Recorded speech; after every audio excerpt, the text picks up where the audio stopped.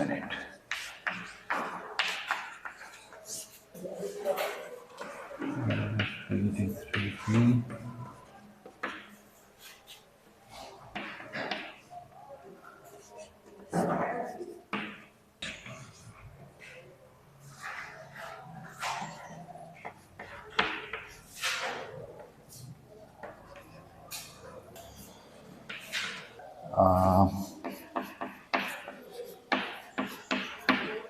This should be total number of particles. Then from this, we did this, right?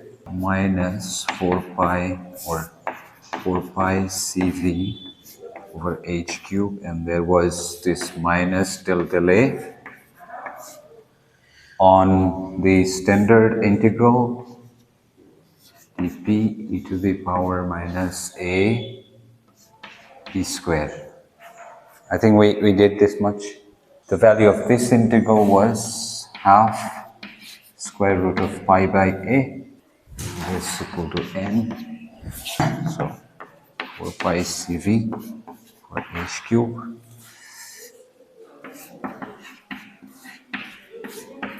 Half square root of pi by square root of a. So 4 cv pi to the power 3 by 2 for h cube, and this becomes, oh, there is 2. From this, another minus 1 minus half comes. So minus 1 minus half, and a to the power minus 3 by 2 equal to n, right? So 2, 2, 2. So we have c equal to n h cube, a to the power 3 by 2, then cv, v pi to the power 3 by 2, that's it. N h cube over v. A is this thing, beta over 2m.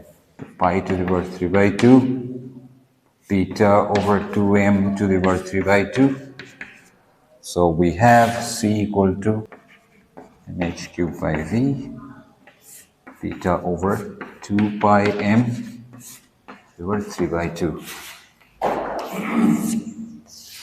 Okay, then we can plug it back here. So we evaluated one constant, 4 pi v over h cube.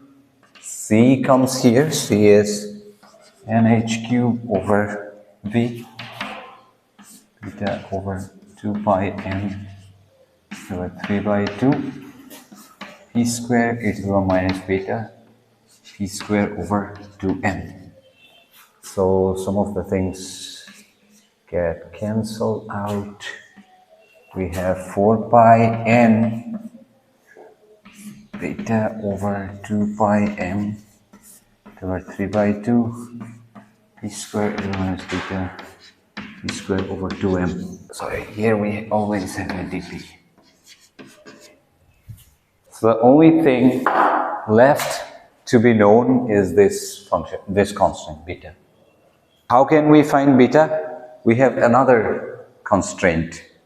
So what we have used total number of particles. Now, we of course used the full volume. When remember we calculated g, we integrated d3x and used the value equal to v. So that is used. We have to use constraints from our macro state. So one was the total volume v. Then we have used total number n, and now the total energy E we have to use.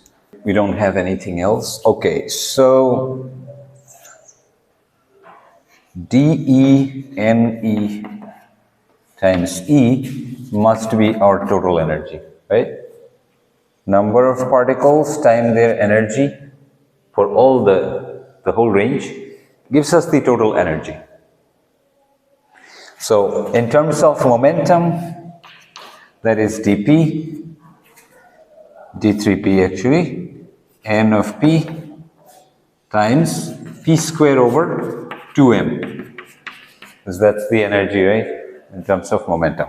And np d3p is this, so let's use that. Let's plug this in here.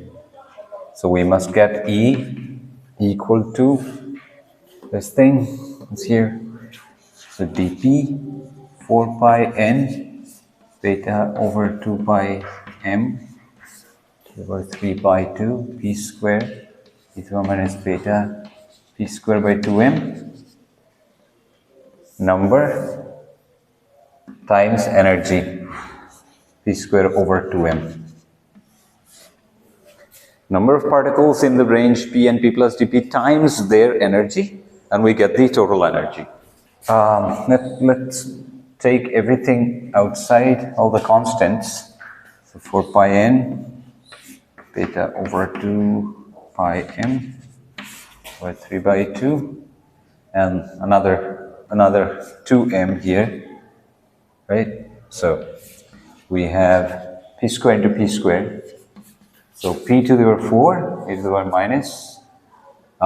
So once again, just write ap squared is beta over 2m. All right. So this is again double differentiation with respect to a. We can just say minus del a applied twice, so it's not square. It's just del a applied twice on the standard integral dp e to the power minus a p squared. And we know the value of this thing, half square root of pi over a. Just a comment here, so that we don't mess up with mathematics too much. So usually when you do these things like crazy, some del a applied on this and then you take out it's outside the integral, mathematicians don't like these things. Because this is one integral, okay? This is another integral. Now, you can only do this trick if this integral has a finite value. You cannot do this on anything, okay? You have to be sure that this thing doesn't blow up. So if this integral is well defined, it has a finite value, and you did this trick and took this thing outside and then you have another integral, and this is not finite anymore, okay? Then these tricks don't apply. But in situations of physics like this, we know very well. So this is exponential to the power minus ap squared. If a was negative, you cannot do this, because then this negative positive, and this thing will keep increasing. So this integration is not a finite integration, and then you should not do this. Only when a is greater than equal to 0, then you can apply this. Okay. And of course, beta is unknown. And if beta is unknown, we don't know its sign. We don't know its sign. So in principle, it could be negative, and then we might be doing something wrong. But at least we have some idea what beta is. Otherwise, I mean, everything would be infinite. For example, total energy will be infinite. If this thing is positive here, so this integration is infinite. Even this one is infinity. So your total energy would be infinite. So we know that this cannot be negative. The case that E is finite, we can guess that beta definitely is positive. And then we can apply these things. And anyway, there are standard tables of these integrals. You can directly just write the answer. But I mean, in an exam hall, you have to remember those. If you don't remember, you could at least remember just one integral, right? Just this integral. And then you could derive the other ones using this trick. So that's why I use this trick. Okay, so half pi over a. So the 2 comes here. Let's say. Square root of pi comes here, so pi to the power 3 by 2 in this thing. So if you take the derivative, once it will be minus half a to the power minus half 3 by 2. Then 3 by 2 will come, right? So let's take once, and we will get minus half a to the power minus 3 by 2. Then you do it again, and then you'll get derivative of this thing. So minus 3 by 2 will be here, and then a to the power minus 5 by 2. Oh, কৰিছো নেকি? কেতিয়া কৰিছো এটা পাহৰি গৈছো। 3/4 here, a to the power minus 5 by 2, and a is beta over 2m, so 2m over beta to the power 5 by 2, so we can write that as, right? This into 3 by 2 is 5 by 2. I wrote it this way so that I could make some cancellations here. So here pi to the power 3 by 2. I can take it inside here.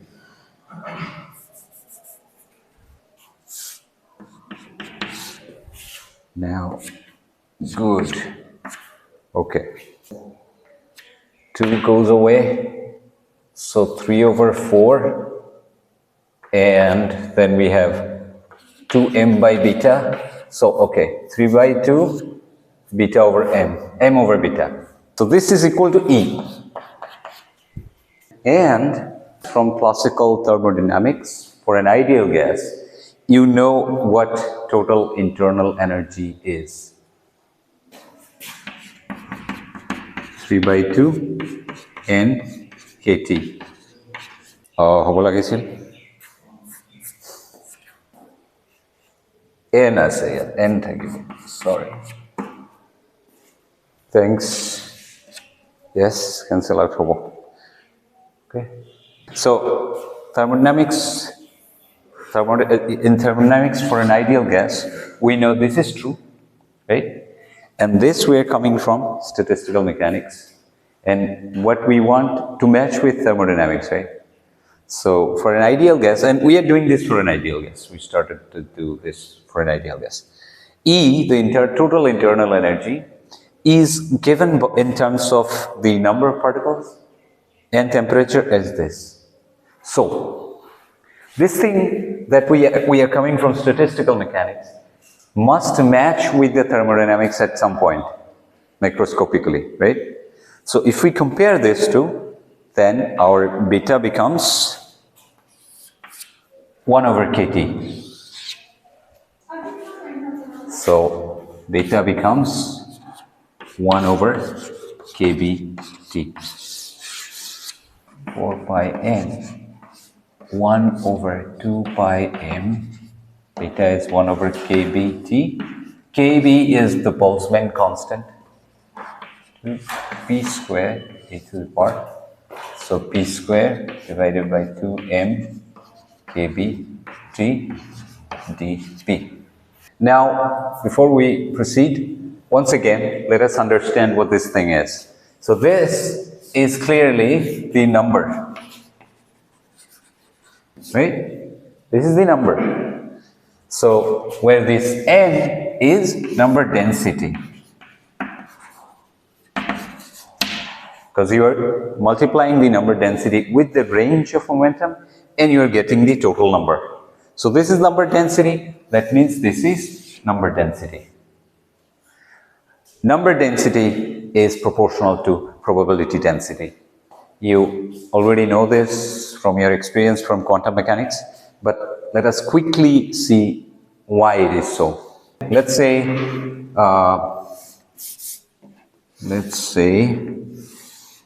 we have a strip like this, and there are again,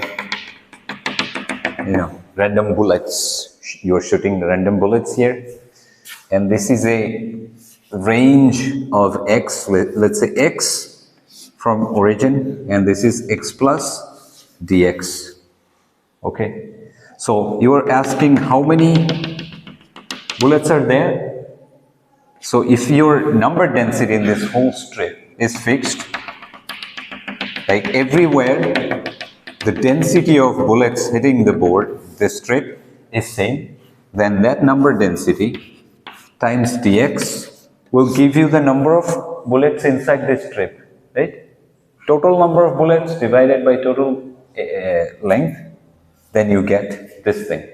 Area, of course, but I'm not considering this direction. It's a fixed length, whatever. Okay, so will be your number. Now, if you ask in terms of probability now, let's say, so this is when you have already shot bullets, and so you can count these numbers, and of course, that number will be given by whatever density times the range, and you have the number, right? Clear? Now suppose that you haven't shot the bullet yet. So now you're going to. So there are no bullets now.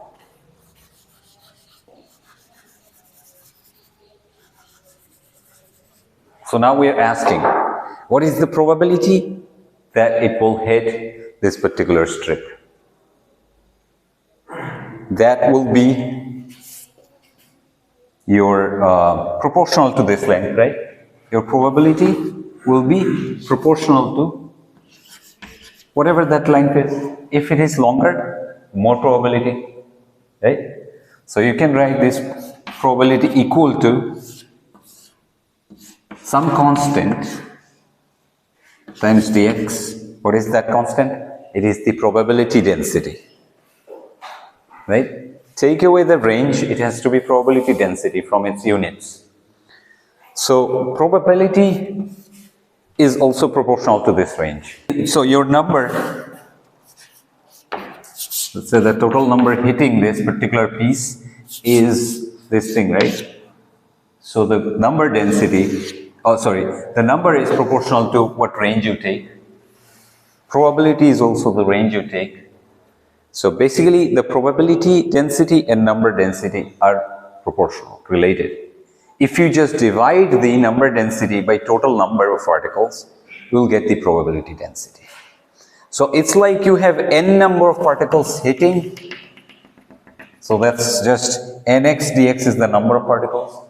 And instead, I say that you shoot just one particle. What is the probability that it will hit here? If you just divide by total number of particles that was there, then you get the probability density. Here, this piece without the n is just the probability density. Because this is exactly like the number of particles in the range p and p plus dp. Okay? So if you had if you had one particle, what is the probability that it will fall in that particular range p and p plus dp? It's like the shooting the bullet. And that will be just divide this by the total number, and then you get the probability density. So you can write it like this. Will be this 4 pi 1 over 2 pi n kbt 3 over 3 by 2 p square e⁻ minus p square 2n kbt. You can go back and think about this, the relation between number and probability. It's like out of a class of 10, okay, 3 students got marks higher than 90. Now that I have already counted, and let's say I have just again clones, many clones of a classroom just like this, and then I haven't checked. I go to a random classroom and I ask, what is the probability that a student will have marks more than 90%? Okay. If all these classes were almost the same clones, then we expect in every class 3, right? 3 students. So that will be more or less 3 over 10 will be the probability. So once you do this experiment, definitely in one case you know 3. So if you performed over all this, if you really went and you counted that, so first to begin with counting, you have, let's say, millions of classes, copies of these 10 students. And you go and you do this survey and you see that, yeah, like roughly 3 people all the time getting more than 90%. Maybe it's better if you take like 100 students, then 30 students get 31, 29, like this. always more than 90, okay? Then when you, so on the average, you find that 30% students have more than 90. Now, that means if you take another sample from this million, you randomly choose a classroom, then you can say that the probability of getting students with 90% mark will be this 30%, okay? So here we have this number of particles falling in the range P and P plus dP, okay? Or we can say this is the probability that a particle will fall in the momentum range P and P plus dP. You understand the connection, so that's the number and probability connection. Statistical interpretation that I'm using here. Yeah, so this is my, this is not X, of course, P. So this is my probability density function. Let's convert this in terms of velocity, because we're going to calculate some velocities. So this is probability density without the range dP. For momentum, let's do this for velocity. We have to just keep the dV outside, and whatever will be, that will be the, okay. So this is nv d3v 4 pi n 1 over 2 pi m kb t to the power 3 by 2, and this is m square v square. This is half mv square by kbt, and this will be m dv. Okay, right. So m cube here, and here n to the power 3 by 2. So basically, if I do this, it just goes up. M to the power 3 by 2. And yes, everything else is fine. So if I now take this, if we just take away the n, we have this factor. This will be our probability density for velocity. That we can write as P of V 4 pi m over 2 pi kbt over 3 by 2 v square e to the power minus half mv square over kbt. That's our probability density of finding a particle that has a velocity in the range v and v plus dv. And you probably know, when we have a probability density, we can calculate a lot of things. When you have a random variable u that takes the value u1, u2, u3, blah, blah, blah, um, let's say, and each of them, getting them, there's a probability of pu1, pu2, and pun, then you know that any function of u, if we calculate the average, that is given by, yes, ui equal to 1 to m, sum of the probability.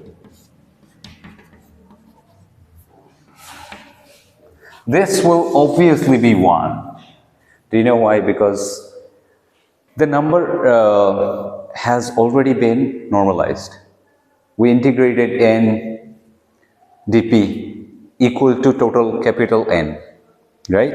We already integrated out and equated that to n, and so this is divided by n, so this integration is going to be just 1. So the probability has been already normalized.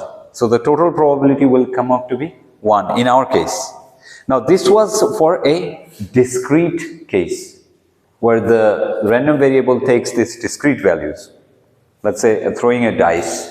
But when we have a continuous variable, the probability then becomes probability density times the range, right? And in that case, the averages become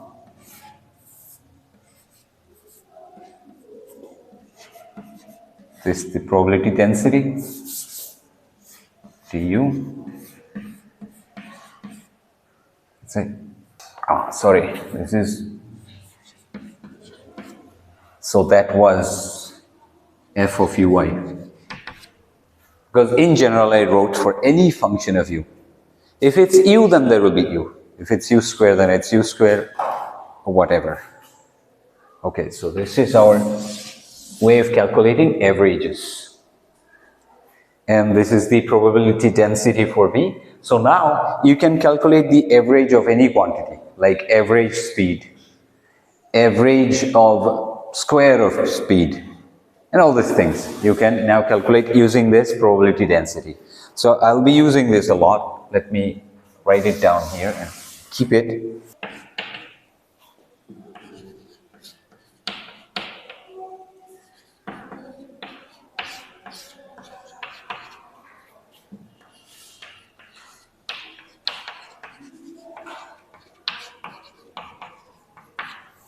Before we calculate any averages, let's see for what value of v the probability is maximum. Which means, what is that velocity that most of the particle will have? Or in other words, if you just looked at the gas and picked up randomly, what is that velocity that most of the time you will find? Okay, the most probable velocity. So most of the time, this is not the average velocity. Average is the average. But most of the time, you've randomly picked, most of them will have this particular velocity. And we call this the most probable velocity. So which means this velocity will maximize the probability.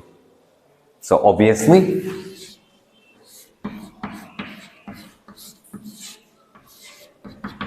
this condition will give us the maximum, let's call this speed, By velocity, I mean the magnitude of velocity. So this condition will give us, for whatever v equal to v most probable. So if your derivative at that point, your probability is maximum. So that value of v will be our most probable velocity. Yes, let's calculate this. So the constants, we don't care because anyway they will be 0 divided by that goes away. Just this part. And del v you can also write as 2v del v square. Doing this, you can avoid doing this, but doing this helps you. Like this is also v square, this is also v square. It's just this change of variables, so it's fast to calculate the derivative. Yes, so first derivative of v square, 2v with respect to that. So we have this e to the power whatever times v square. So whatever time will come here from the top, and then the e to the power whatever v square. Now we can take any value, any v that is not 0, and then can divide it and get rid of it, right? Considering that v is not 0, otherwise I cannot divide. So then this goes away. And then this e to the power I can also take common, and that also goes away. So here I have 1 equal to 0, and minus comes here. So this thing here, thing is this thing.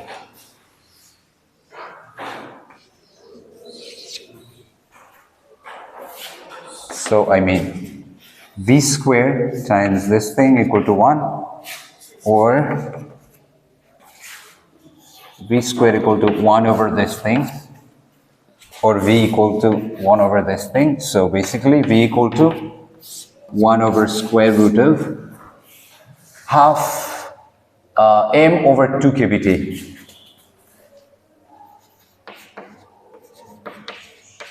Right? And when does that happen? At v equal to v most probable. So let's just put the value. V most probable equal to this. So v most probable equal to square root of 2 kb t over. This is the velocity that most particles will have. Remember, the density is like this. How does that look like?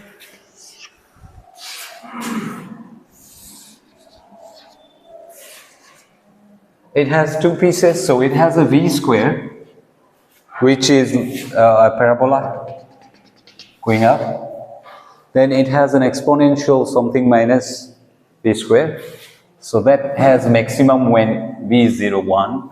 So starting from 1 or this coefficient, it drops and drops really fast, right? So the combined function will look like this.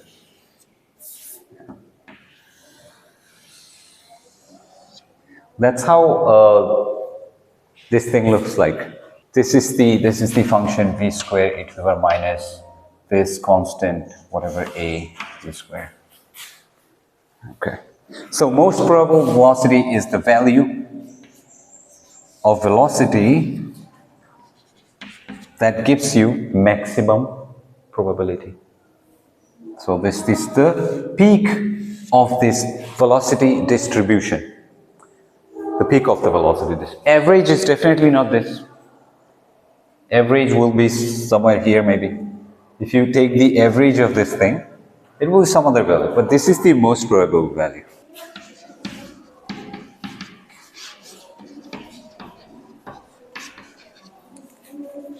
So there will be problems like this. Sometimes you don't need to remember anything. You just need to remember that velocity is proportional to square root of p and it's proportional to 1 over square root of it. This much you can remember.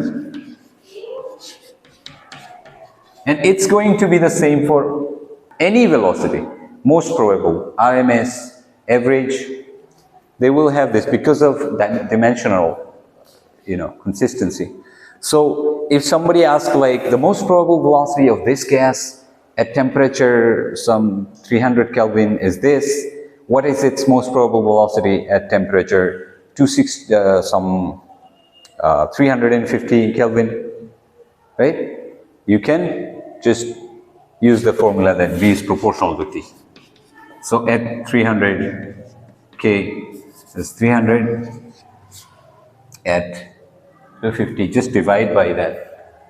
At some 350 will be, and this will be 350. So you can take the ratio and find the unknown. Like that. Or they can give you like this gas at 300 has this most probable velocity. Another gas at exactly this temperature, what is the most probable velocity? Then of course the T is same. You need to find out the mass. You can find out the mass of that gas, those gas particles, and you can use this again to do it. Usually that kind of problems will come from this particular section. And of course the T is always in Kelvin. Okay, because ideal gas thermodynamics, how you derive, it has to be in Kelvin. Okay, now we will calculate the average velocity. So average of velocity. dV, probability density, and the average of what? V. So V comes here. And of course, the formula is like this. But we know this is already 1. We normalize this, the denominator, so we don't really need it anymore. So here, all these constants, m over 2 pi kb t to the power 3 by 2, and then dv. Here we have v square and here v, so v cube e to the power, so this whatever v square. A is 1 over 2 m over 2 kbt. How will you do this integration? I mean, it's not anymore v square.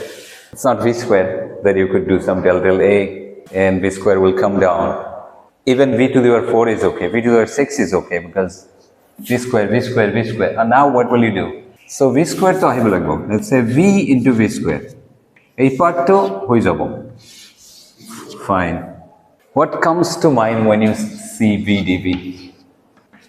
Half d of v square. That is v dv. So I can write a half here, d of v square. And of course, when v goes to 0 to infinity, v square also goes from 0 to infinity. So we don't have to change the limit. And this is nothing but some dz z e to the power, right? And this is nothing but some del minus a, this. So half m over 2 pi kbt 3 by 2 minus del a. And this is exponential, integration of exponential. So obviously e to the minus az over minus a. 0 to infinity. E to the power minus infinity, 0, minus e to the power 0, so 1. So this thing becomes 0 minus 0 by minus a minus 1 by minus a. Right? So which is just 1 over a. Minus minus plus. So just 1 over a. Still minus del a of 1 over a. So del a is minus 1 over a square. So 1 over a square, a is this thing. So 1 over 2 kbt over m whole square. Let's take this pi outside. So pi is just 2 pi to the power 3 by 2. 3 by 2 minus 2 is minus half. So all we get is minus half, which means just flip in half, 2 kbt by m, right? And another pi somewhere. 1 pi is missing. Oh, where is 4 pi?